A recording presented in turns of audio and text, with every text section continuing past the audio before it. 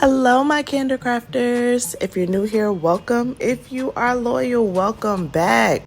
Today we'll be making these resin magnets. My family has officially expanded. My aunt has adopted 2 little girls, so I just want to make something special for her.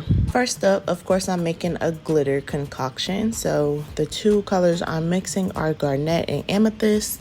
And when I mix them together, it makes this pretty like pinkish purple color. You guys can see later, but I really love this color combination. It came out really nice.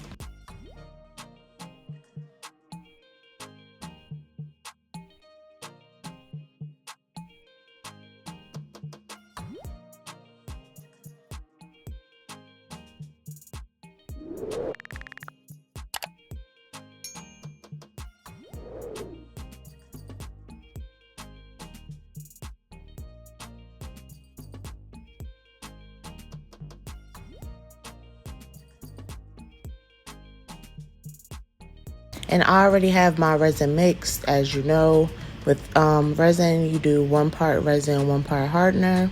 I do not know the exact measurements for this mold. I apologize. Whenever I do resin projects, I literally do majority of my resin projects all on the same day, so that way I don't have to keep mixing resin. But if I had to guess, I would say about 30 milliliters of resin for this mold.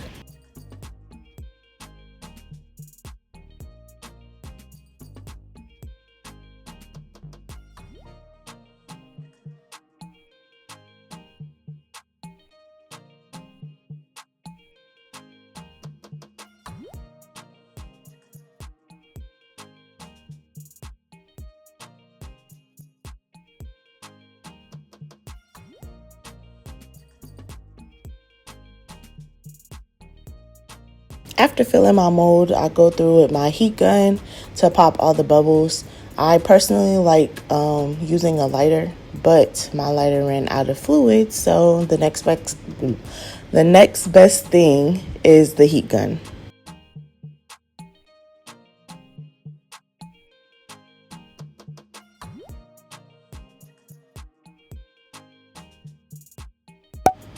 After that, the loyal ones already know that I bake my resin projects. Now, disclaimer, you are more likely to get bubbles with baking. So I baked this at 350 degrees for about 30 minutes. But I only suggest baking if you have dark colors like this, because the bubbles won't be that noticeable. Now, for if you're doing clear resin or any light colored non-glitter projects, I do not suggest baking your resin projects. Old-fashioned is better. Just let it air dry overnight. That's the best method to having clear, glassy looking pieces. I know you guys are probably wondering, like, how did she cut her resin like that? So with the baking method, your project is hard enough to demold, but it's still soft enough to cut like that.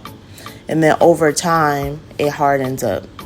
So that's also another reason I like to bake my pieces. Just in case I overfill like I did that one, I could just snip it off and everything's good.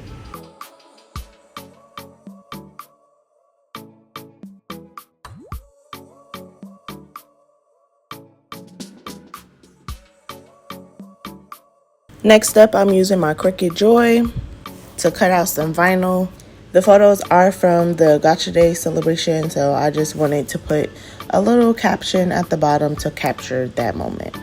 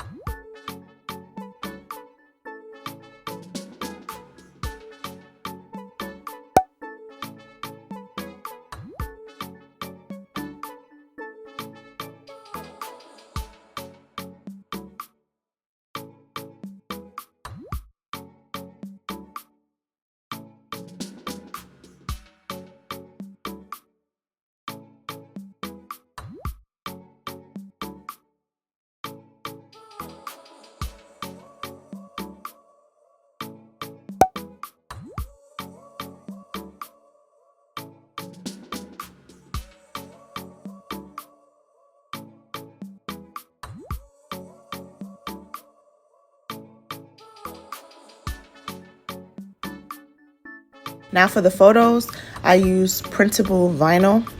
I did use the print and cut feature on my Cricut Maker to make these, but honestly you don't need it because I went back and trimmed it down anyway. I just kind of wanted it to be a straight square, but you really don't need a Cricut Maker to do this project. I just utilized it because I have it, so but you can definitely just print this straight off your computer and hand cut your photos out.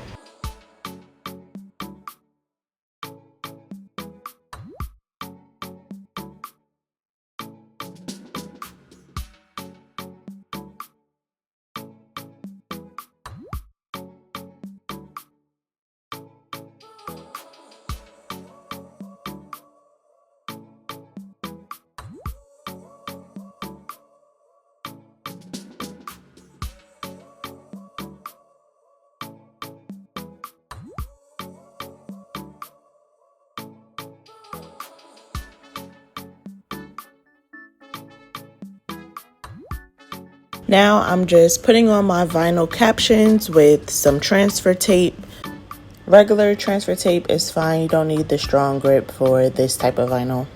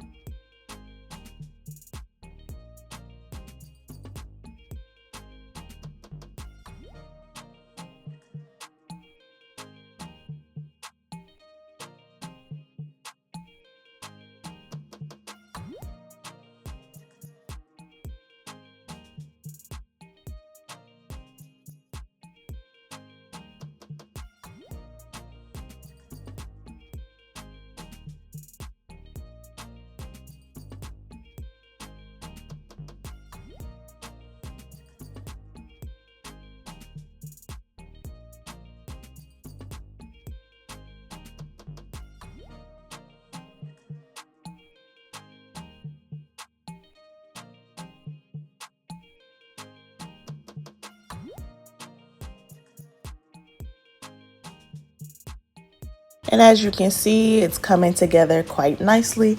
But of course, we have to go and seal the pictures. Now you can use regular clear resin if you want to, but I personally use UV resin because it's quicker. So I just poured it in and then spread it around by moving the piece until the photo was completely covered. And this just gives it just brings it all together. It gives it a nice shiny finish to it.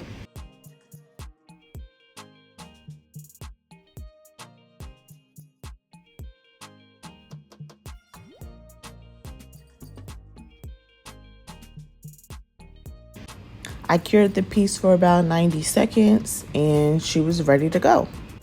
Now, another disclaimer, what I noticed, my pieces weren't fully dry like the main piece because I told you when I bake it, it's still kind of soft and it hardens over time. So if you're going to do this, make sure that your piece is completely dry, like it's rock hard, it's not wiggly, it's not moving or none of that. Because what I noticed with these pieces is that when I use my UV resin, it kind of made the piece cure up, like curve upward. Because I don't know the science behind it, but it made it cure upward, so it wasn't flat down like it was supposed to be. Now, had I been a little bit more patient and let it harden over time, I'm pretty sure that wouldn't have happened because the piece would have been already rock hard. Just something that I noticed and wanted to share with you guys.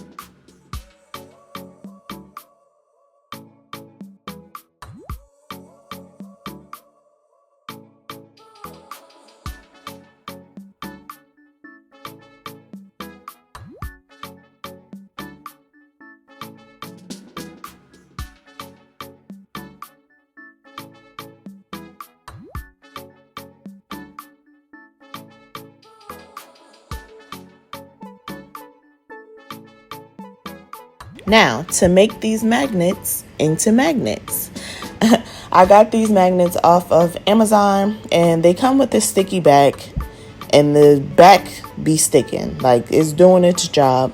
But you know me, I have trust issues. So I went in with my hot glue gun, and I secured those even more. I probably only needed one magnet, but like I said, I have trust issues, so I used 2 magnets. You can do however many you want to do. Honestly, I feel like I should have put the magnets one on one corner and one at the bottom corner. Like one at the top corner and one at the bottom corner. I feel like that would have been better than just putting it side to side. Maybe I'm overthinking it. I don't know.